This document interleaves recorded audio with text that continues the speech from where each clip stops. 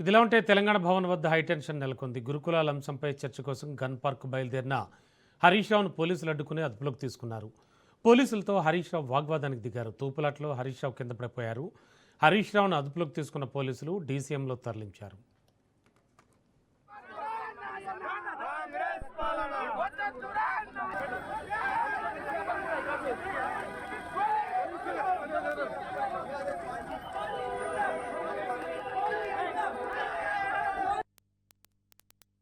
చర్చకు పట్టుకొని ఈ అంశంలో వీళ్ళు చేసిన తప్పిదాలన్నీ కూడా బయటకు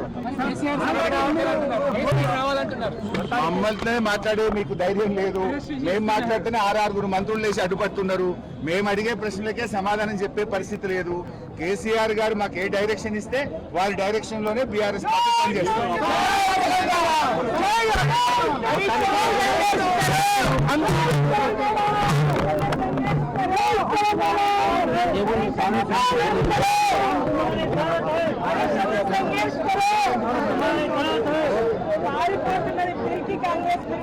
కాంగ్రెస్ సవాలు చల్లగా జారుకోవడము చూస్తూనే ఉన్నాం. గంటల నుంచి కూడా అనేక సందర్భాల్లో ఇదే పరిస్థితి.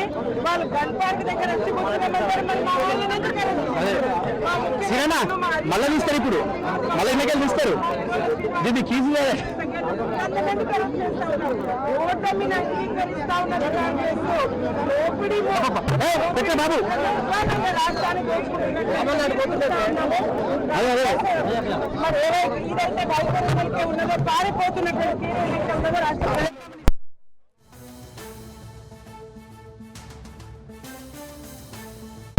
సిద్ధంగా ఉంటే ఫోన్లు ఎత్తేవాళ్ళు, మాతో మాట్లాడేవాళ్ళు, పోలీసులకు ఇన్స్ట్రక్షన్ ఇచ్చి వాళ్ళని పంపించండి అని పోలీసులకు చెప్పేవాళ్ళు. ఒకవైపు వాళ్ళు ఏదో వచ్చినట్టు మేము రానట్టు పోలీసులను అడ్డం పెట్టుకొని ఒక డ్రామా నడుపుతా ఉన్నారు. రాష్ట్ర ప్రజలకు అర్థమైతలేదా? నిజంగా తప్పు చేయని వాళ్ళు అయితే, చర్చకు సిద్ధం ఉన్న వాళ్ళు అయితే మమ్మల్ని పోలీసుల చేత ఎందుకు అరెస్ట్ చేస్తారు? ప్రభుత్వం ఎవరిది? ఇవాళ కాంగ్రెస్ ప్రభుత్వం. మీరే మంత్రులు, పోలీసులు మీ చేతుల్లో ఉన్నారు. మీరే పోలీసులకు చెప్పి అడ్డుకోమంటారు. మీరేదో మళ్ళీ మీరే సవాలు విసిరి చర్చకు మమ్మల్ని రమ్మంటారు. ఏం డ్రామా ఇది?